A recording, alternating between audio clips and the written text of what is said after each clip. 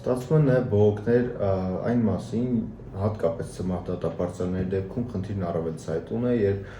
պատժի կրումից պայմանական վաղաժամկետ ազատման դիմում ներկայացնելուց հետո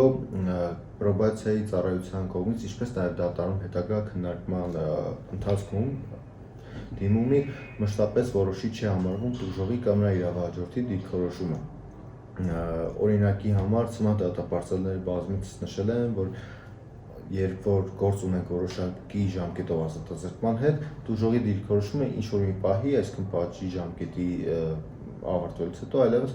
առարկայազուրկ է դառնում։ Սակայն, քանի որ ցմահ դատապարտյալների դեպքում հստակ ժամկետ պատժի կրման չկա, այսինքն մշտապես տուժողները շարունակում են բացասական դիրքորոշում հարցի վերաբերյալ հայտնել եւ այդ որոշումը որոշիչ է հանդիսանում իրենց պատժի կրումից պայմանական վաղաժամկետ ազատելու հարցը քննարկելիս դատարանի կողմից։ Այս պայմաններում պաշտպանը մշտապես կարևորել է հաշտարարության ինստիտուտի գործում կիրառման մեխանիզմների ներդրումը եւ ներկայում արդարադատության նախարարության կողմից պարզաբանում է ստացվել այն մասին, որ պրոբացիայի մասին նոր օրենքի